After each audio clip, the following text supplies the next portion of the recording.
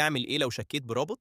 لو ضغطت رابط بالغلط وطلع مشبوه واتهكرت، لازم تكمل الشرح عشان تنقذ بياناتك، لأن أول 5 دقايق بعد الضغط ممكن تحدد إذا حساباتك هتتسرق أو هتلحق كل حاجة. وفي حركة ناس كتير بتعملها بعد الضغط مباشرة، هي أسوأ غلطة ممكن تدمر موبايلك بالكامل.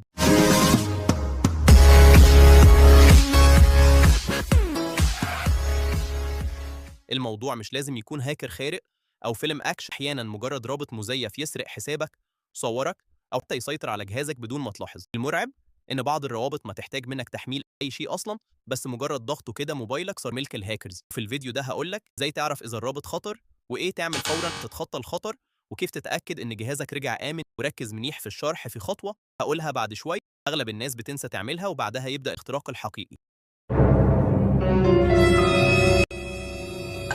ما ينفع لا تدخل إلهي سريع.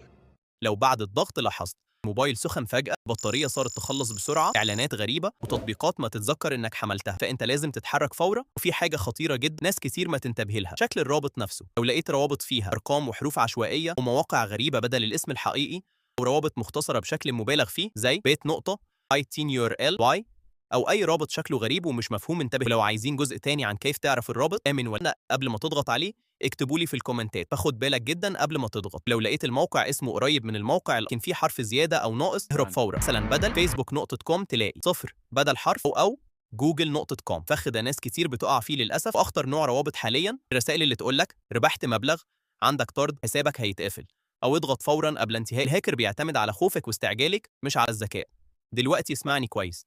أول حاجة، ما تدخل أي باسورد، وما تفتح تطبيق بنك أو الإيميل أو أي حساب مهم، لأن لو الرابط كان صفحة مزيفة في كلمة سر تكتبها ممكن تتسجل مباشرة. أول خطوة حقيقية، افصل الإنترنت فورا. بعدها فعل وضع الطيران. لو في ملف خبيث شغال بالخلفية كده بتمنعه يتواصل مع أي سيرفر أو يرسل بياناتك للهاكرز. بعدها ادخل على الإعدادات، بعدين إدارة تطبيقات، ودور على أي تطبيق اسمه غريب بدون أيقونة، ونزل بنفس الوقت اللي فتحت فيه الرابط. ولو لقيت تطبيق مشبوه احذفه فورا.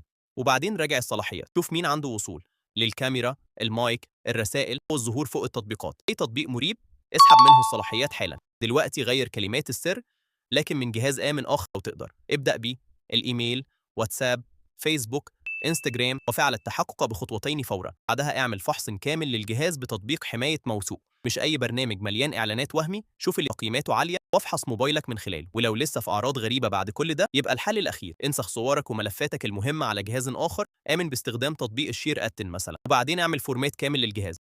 عارف انه قرار مؤلم للاسف، لكن احيانا ده الحل الوحيد. المشكله ان اغلب الناس ما تعرف انها اخترقت الا بعد فوات الاوان، ورابط واحد غلط ممكن يضيع سنين من صورك وحساباتك وفلوسك بلحظه. فمن النهارده قبل ما تضغط اي رابط اسال نفسك سؤالين: هل يستاهل المجازفه فعلا؟ وهل الرابط ده امن؟ جاوبني بصراحه. عمرك ضغطت رابط وحسيت بعدها ان في شيء غريب صار بموبايلك؟ واكتب في الكومنتات جزء ثاني لو عايز الجزء الثاني من السلسله بعنوان ازاي تتصرف لو اكتشفت ان جهازك اتخترق فعلا. سلام.